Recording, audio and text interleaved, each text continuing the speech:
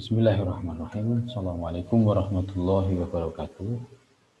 Selamat pagi, selamat bertemu kembali pada pertemuan perkuliahan sistem proteksi.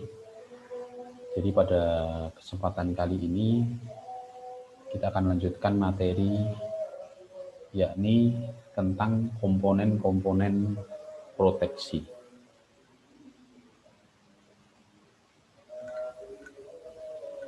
Jadi kita tahu ya, sistem proteksi ini tidak umumnya dia ini berdiri dari beberapa komponen ya. Jadi disusun atas beberapa komponen. Kalau kemarin kita pelajari tentang MCB itu memang sudah merupakan satu unit yang terintegrasi MCB ini. Kalau dalam sistem besar itu di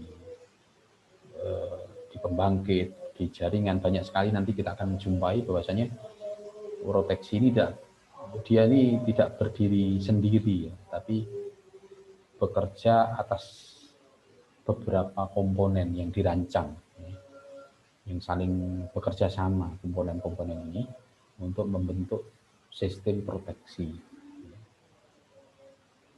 Jadi pada intinya komponen-komponen ini dirancang ya, itu tujuan utamanya yaitu mengidentifikasi kondisi ya, sistem tenaga listrik, dan dari identitas informasi yang didapat itu akan dijadikan dasar untuk bekerja.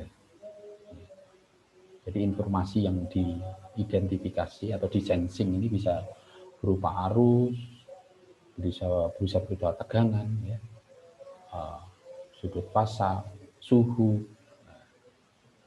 Jadi bisa banyak ya jenisnya. Nah, jadi informasi yang didapat ini itu akan digunakan dibandingkan dengan besaran yang dinamakan besaran ambang batas atau threshold setting dari peralatan proteksi. Apabila besaran yang diperoleh tadi melebihi setting ambang batas, maka sistem proteksi akan bekerja mengamankan kondisi.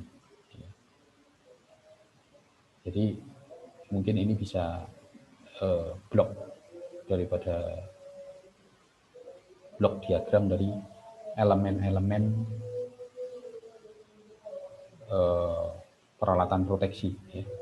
Jadi metric quantity ini adalah besaran yang diukur ya, yang di sensing tadi ya, informasi awal ya. Variabelnya tertentu ya, arus, tegangan, sudut fasa tadi. Jadi dia diamati, diidentifikasi ya. Kemudian threshold quantity ini adalah besaran ambang batas. Ini nilai setting ya, ditentukan. Jadi ya nilainya tentunya sama ya. Kalau di sini tegangan, di sini dalam bentuk voltase, di sini voltase. Jadi ampere juga ampere ya, ada besaran ambang batasnya dibandingkan di comparison element. Apabila variabel yang terukur tadi melebihi threshold besaran ambang batasnya, maka akan keluar keputusan ya, dari elemen decision, kemudian action elemen ya, jadi baru bekerja. Oh baik, ini lebih memperjelas. Jadi nama-nama peralatannya juga sudah dicantumkan di sini ya. Jadi komponen proteksi sistem tenaga listrik ini kita awali dari, nah inilah CT atau PT, inilah yang menjadikan peralatan atau komponen yang dia mengukur, mengidentifikasi. Ya, kalau CT ini current transformer, ini arus yang diidentifikasi. Kalau PT ini potensial transformer, tegangan yang dideteksi. Masukkan ke relay. Nah, relay inilah yang menjadi otak daripada sistem proteksi. Ya, otaknya di relay ini dia yang membandingkan. Di sini sudah disetting threshold quantity sehingga dibandingkan tadi. Nah, apabila ini besaran yang terukur dari CT dan PT ini lebih tinggi dari threshold, maka akan muncul perintah kepada peralatan namanya CB, circuit breaker. Ya. Jadi peralatan pemutus. Jadi CB ini dia yang bekerja ya, dengan bantuan baterai, ya, karena dia ini bekerjanya biasanya dengan motor listrik. Dia akan bekerja menarik saklar sehingga dia akan trip, ya, akan memutus jaringan. Ya. Ini peralatan komponen-komponen proteksi. Ya, jadi terdiri dari beberapa komponen peralatan ya, sehingga kita perlu mengenal satu persatu ya, dari komponen tersebut. Itu yang pertama tadi ya, kita mulai dari CB. CB ini circuit breaker, bahasa Indonesianya PMT atau pemutus. Ya. Jadi ini peralatan pemutus rangkaian listrik ya, dari sistem tenaga listrik. Jadi dia mampu membuka dan menutup rangkaian dalam semua kondisi, ya, termasuk ketika terjadi arus hubung singkat. Ya tentunya sesuai ratingnya, ada speknya yang disesuaikan, bekerja di titik mana harus disesuaikan ya dengan besar arus hubung singkat yang mungkin terjadi. Jadi ini CB, jadi pemutus. Nah, kita harus bedakan antara CB dengan DS. CB ini circuit breaker, DS disconnecting switch ya, atau biasa bahasa Indonesia pemisah atau PMS ya. Jadi yang peralatan yang berfungsi untuk memisahkan rangkaian dalam keadaan tidak berbeban. Nah, ini yang membedakan karakteristiknya. Kalau CB itu memutus rangkaian dalam kondisi berbeban. Kalau DS kondisi tidak berbeban ya. Dan memang konstruksinya seperti itu. DS tidak akan mampu, dia tidak cocok, ya, tidak bisa ya digunakan ketika kondisi berbeban. Jaringan ada aliran listrik, dia tidak akan mampu ya, karakteristiknya untuk DS ini atau pemisah. Jadi kalau kita lihat di jaringan ya, bahkan kita lihat gambar di single line diagram itu mesti antara DS dan CB ini berpasangan ya, mesti ada untuk fungsi keamanan ya. Dan DS dan CB ini disebut interlock ya, saling interlock. Jadi interlock ini saling mengunci. Jadi karena karakteristiknya tadi supaya tidak terjadi kesalahan urutan operasi ya untuk fungsi keamanan ya. Jadi ketika kita kondisi jaringan itu berbeban, ada aliran, maka yang mampu bekerja ya CB-nya. Ya. Dan CB ini bisa bekerja manual karena dikerjakan oleh tenaga manusia, ya, atau oleh secara otomatis oleh perintah relay tadi. Ya. Ini kondisi berbeban maka CB yang bekerja. Nah, ketika sudah trip ya, sudah off ya, sudah jaringannya diputus oleh CB, barulah MS ini bisa bekerja. Ya. Maksudnya biasanya CB ini diapit oleh dua MS ya, supaya betul-betul ini dipastikan tidak bertegangan jaringan, karena ini jaringan saluran jaringan ini bermain di level yang tegangan tinggi ya, sehingga betul-betul dipastikan kondisi jaringan tidak bertegangan. Ini fungsi MS ya, atau pemisah tadi PMS, DS ya. Sehingga ketika CB sudah bekerja, ini harus disusul PMS bekerja. Ya. Nah, kalau PMS ini manual kerjanya ya, oleh tenaga manusia. Ya. Jadi di manual ini bisa dari saklar ya, bisa dari ya, banyak jenisnya MS ya. Tapi bekerjanya setelah CB. Nah, ketika mau menyambung ya, akan memberi beban lagi jaringan, maka jangan salah, yang harus kita kerjakan PMS dulu. PMS kita masukkan, ya, kita sambung PMS, baru CB. Nah, urutan ini tidak boleh berubah. Inilah yang dinamakan interlock. Ya. DS dan CB saling interlock untuk fungsi keamanan. Ya. Nah, ini syarat-syarat yang harus dipenuhi oleh sebuah CB atau pemutus tadi. Ya. CB ini bisa dinamakan saklar tegangan tinggi. Ya. Ini yang pertama, dia harus mampu menyalurkan arus maksimum sistem secara terus-menerus. Karena tegangan tinggi kan, ini ya PMT ini harus tahan, harus mampu bermain di level tegangan tinggi terus-menerus. Arusnya pun arus maksimum. Bila dikehendaki terjadi arus maksimum yang terus-menerus, maka PMT harus mampu menyalurkan. Ini syaratnya. Yang kedua, dia harus mampu menutup dan memutus jaringan dalam keadaan berbeban maupun ketika terjadi hubung singkat, ya, tanpa menimbulkan kerusakan pada PMT itu sendiri. Ya. Ya, jadi kita tahu kan ketika terjadi arus hubung singkat itu arusnya besar sekali, bahkan ratusan sampai ribuan kali. Nah, ini diputus ataupun disambung oleh saklar tegangan tinggi CB ini, sehingga ini menimbulkan percikan bunga api ya, yang sangat besar ya, percikan-percikannya itu. Nah, percikan ini tidak menimbulkan kerusakan pada kontaktornya, terutama pada CB itu sendiri. Jadi CB-nya sendiri tidak rusak ya, karena proses pemutusan atau memutus atau menutup jaringan. Yang ketiga,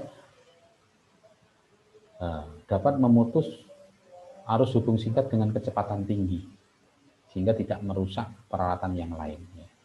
Jadi kalau kecepatan ini yang dijadikan ukuran adalah arus hubung singkat, karena besar sekali, ratusan sampai ribuan besarnya dari arus nominal, sehingga perlu segera secepatnya diputus supaya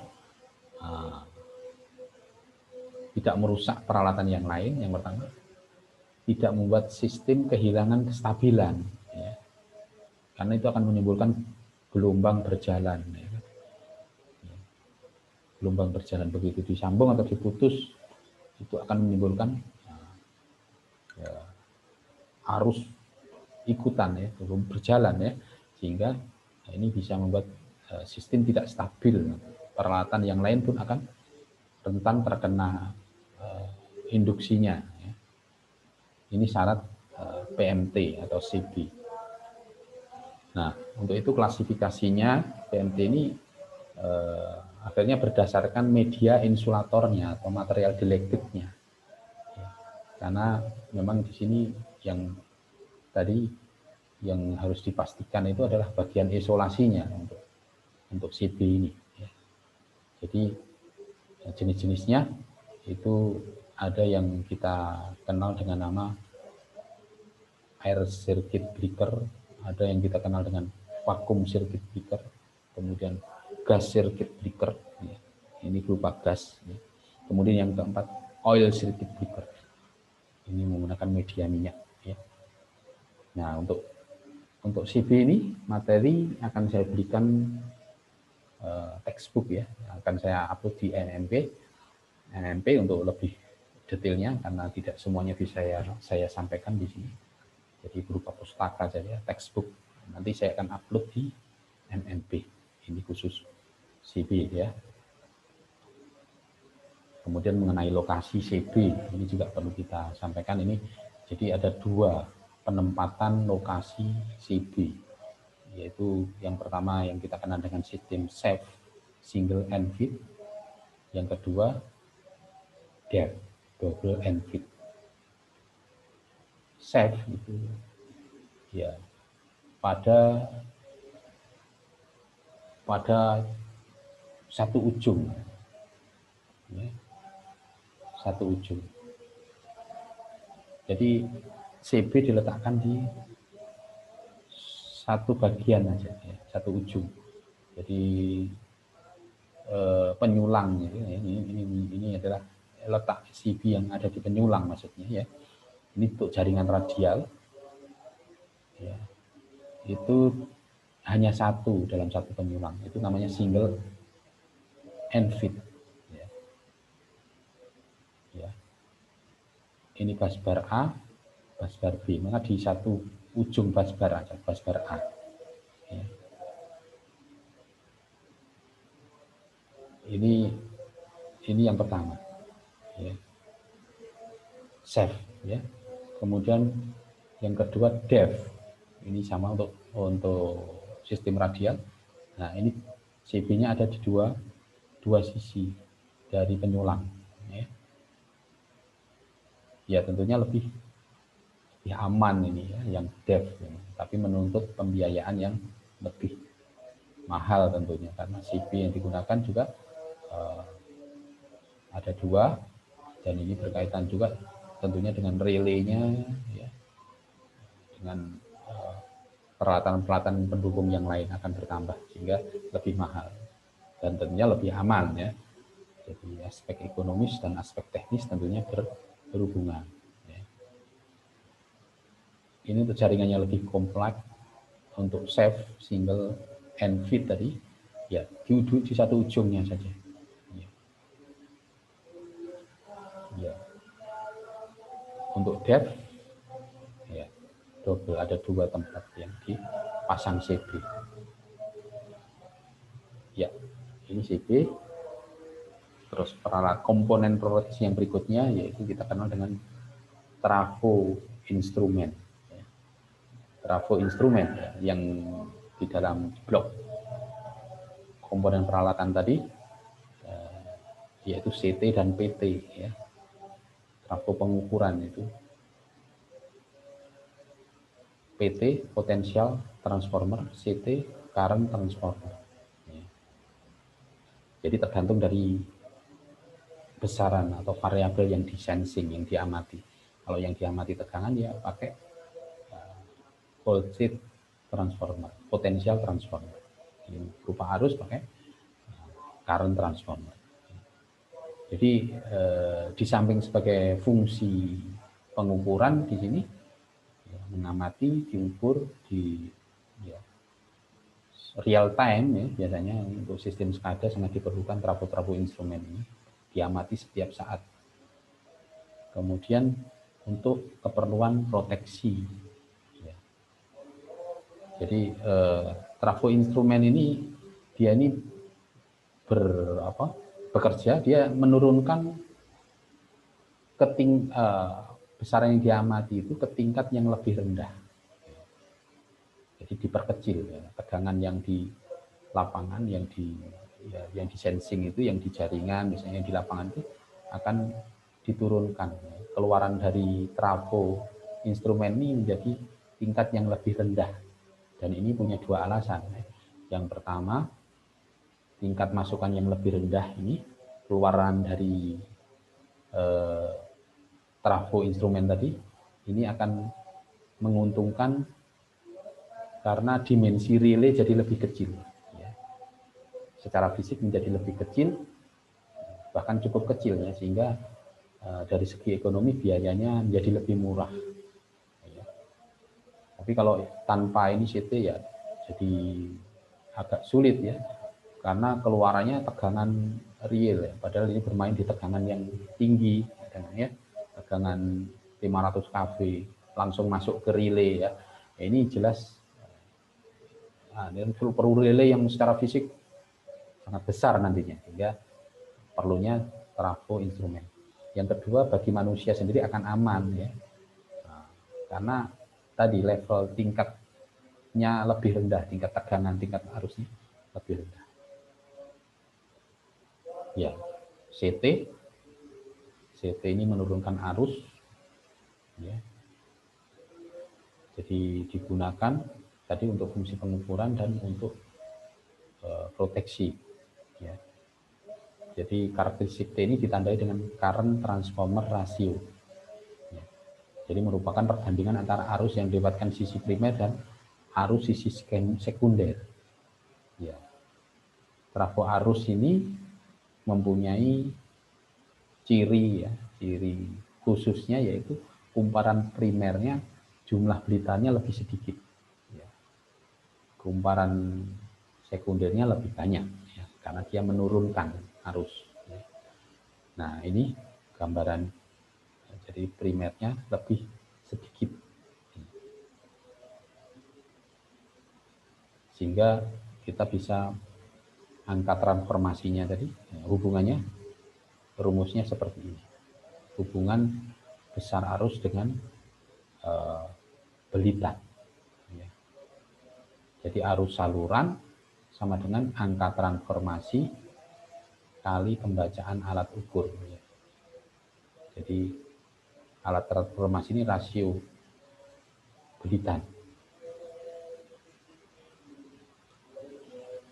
Kalau potensial transformer ini yang diturunkan tegangan.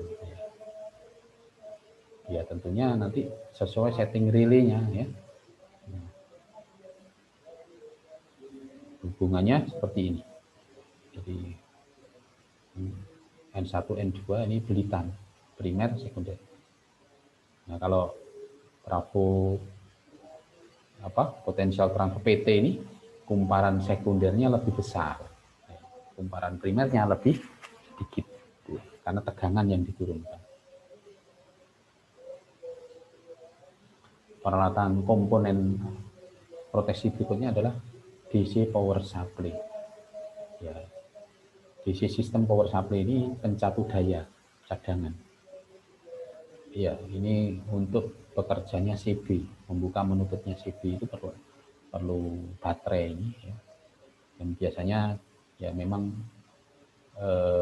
ada sistemnya DC power supply ini ada chargernya, ada baterainya.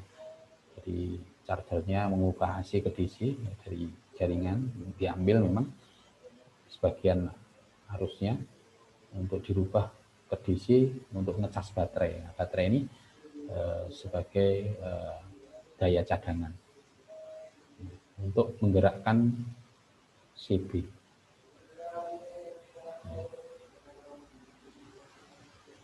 Nah ini rangkaian trip dari CB bisa kita gambar secara single line diagramnya. Jadi di sini CT contohkan. Jadi pada gambar ini yang diamati arus ya, karena pakai CT. Ini relay-nya. Ya. Relay. Kalau relay ini mengamati tadi ya, CT keluaran dari CT ini besarannya lebih besar daripada ambang batas, maka akan keluar keputusan pemerintah. Maka wujudnya adalah ini ada saklar ya, jadi saklarnya di on-kan ya, sehingga terjadi aliran. Ya. Nah, ini berupa magnet, ya, elektromagnetik ya. Jadi ketika prinsip saklar elektromagnetik ini akan menarik tuas CB supaya trip ya, sehingga terputus jaringan. Ya. Ini rangkaian trip daripada CB. Ya, baik. Ya. Ini materi kita untuk pertemuan kali ini.